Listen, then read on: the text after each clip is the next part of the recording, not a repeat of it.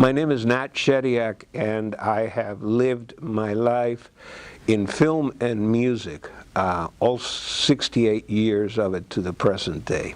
I was born in 1950 in Havana, Cuba,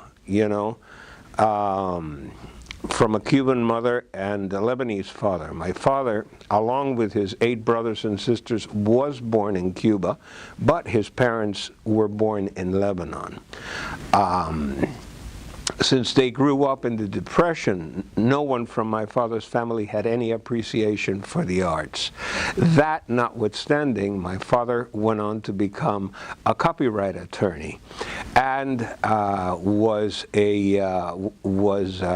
involved in 2 landmark copyright cases in Cuba. One of them that as a result gave birth to the first fully Cuban record label, Panart. The second comes with an interesting anecdote, and it has to do with the fact that, as all of us know, there's no Bacardi outside of Cuba. And the reason that was because my father, who had Bacardi as one of his clients, was in an international convention in Washington, D.C. shortly after the revolution, and he heard scuttlebutt about what was happening in Cuba, and he phoned Havana and he said, listen, I hear it said that you're going to need to protect your copyright, and I suggest that you register outside Cuba to protect the bat symbol. They said, oh, Chediak, you're an alarmist. Nothing's ever going to happen. He said, well, I'm going to be here for another couple of days if you change your mind. So my father was doing his bags and was ready to go to the airport. And he gets a call from Bacardi and says, you know what, we still think you're crazy, but go ahead and register. To his dying day, my father lived to be in his 90s, okay? He kept receiving his retainer from Bacardi, which was a whopping $150, but it was a symbolic gesture. On both my mother and father's side, I come from a long line of achievers.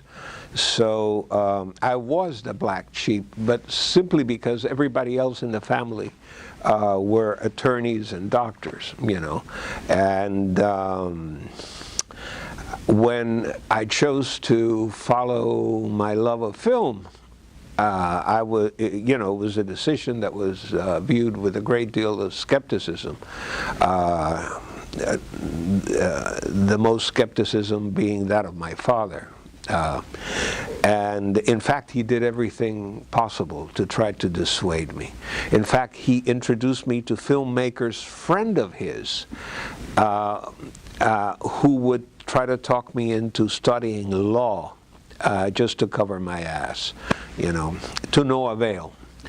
And so it was difficult to choose film. I got to the University of Miami in 1967.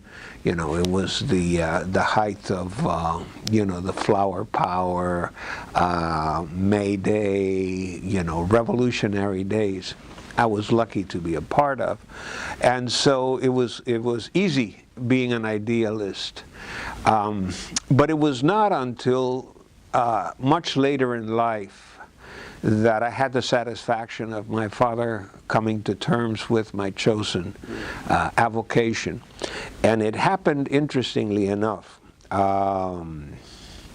His 2 brothers were also very well known in their field, which was medicine. He had a couple of physician brothers, one of whom had invented had come up with a method of detecting syphilis using 1 drop of dried blood.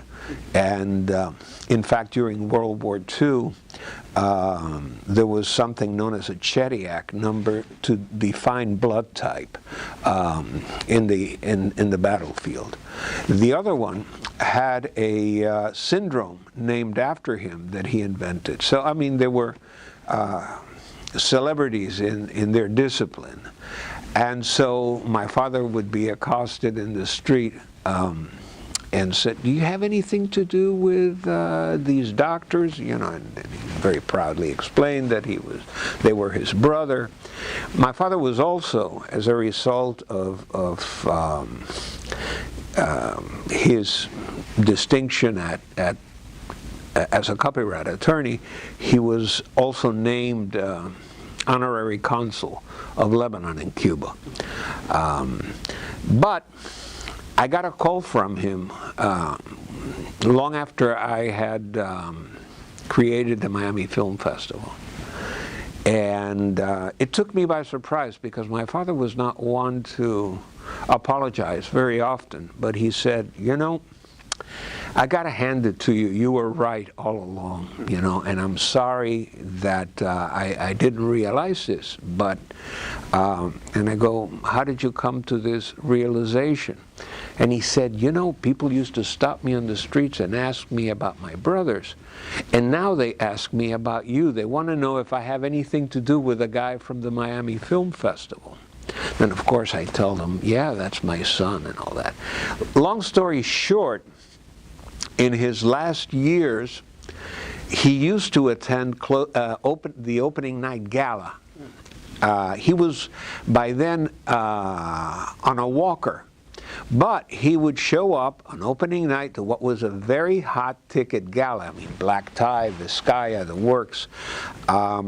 He would show up wearing his tux and a walker, and without an invitation, without a ticket. And when he'd get to the door and he'd be stopped, he'd say, "I don't need a ticket. I'm the director's father." So I would get beeped. This was before cell phones, so I would get a message on my beeper, and I'd call the front door, and they'd say, "There's an old man here who claims to be your father and who has no ticket. Let him in."